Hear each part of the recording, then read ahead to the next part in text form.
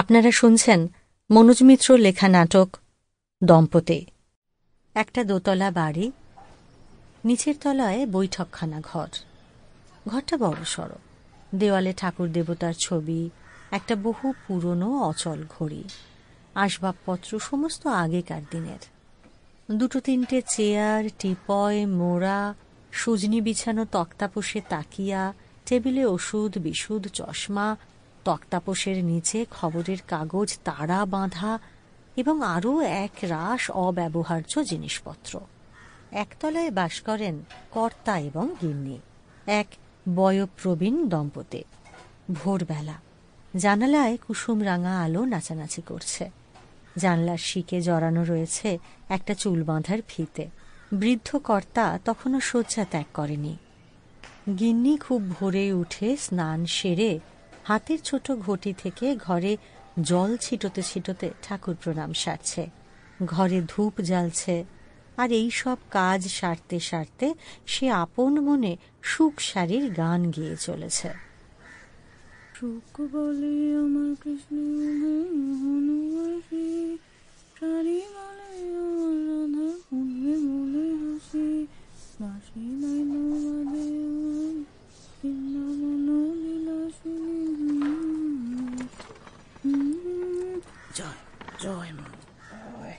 সকলকে ভালো রেখো মা, সকলের মঙ্গল করো মা।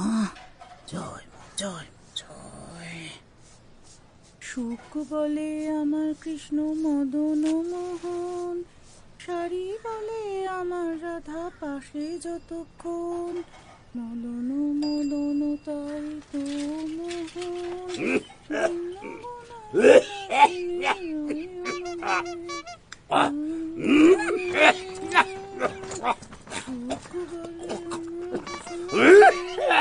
কি হলো? কি অত কাশছো কেন? এ ঘরে এসো না, বেলা হয়েছে তো।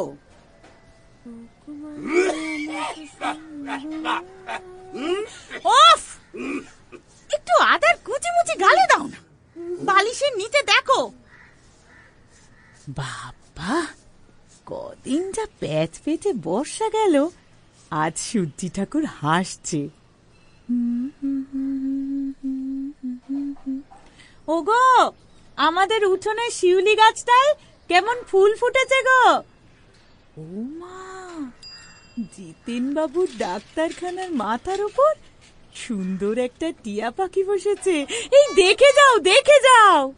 সুখ বলে আমার কৃষ্ণের মাথায় শিখি পাখা, আর শাড়ি বলে আমার রাধার নামটি আছে আঁকা।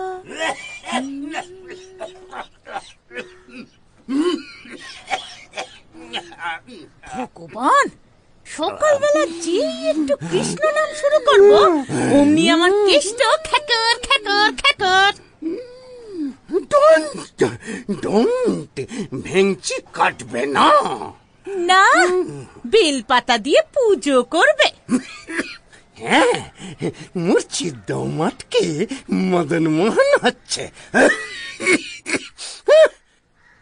এই আর্লি মর্নিং এর দমকটা আমার গেল না। যাবে না, যতদিন আমি বেঁচে আছি কিছুতে কিছু যাবে না। সব চালাকি, সব আমার পেছনে লাগা। ওনার সঙ্গে ইয়ার্কি মারতে কাশছি আমি। তাছাড়া কি? হ্যাঁ, হাজার দিন বলি, এই একটা সময় একটু চেপে চেপে থাকো, না হয় কলতলায় গিয়ে বসো। এই একটা সময় আমায় একটু রেহাই দাও, তারপর তো সারা দিন পড়ে থাকছে। প্রাণ ভরে তোমার বোমা ফাটিও। এই সময়টা আমায় রেহাই দাও। এই সময়টা আমার প্রাণান্তকর অবস্থা হয়। এই সময়টাই চেপে থাকো কেন কেন কেন কেন? ভোরবেলাটা কি বন্ধ রাখা যায় না তোমার ওই সঙ্গীতের চর্চা? হ্যাঁ, বেগম আক্তার।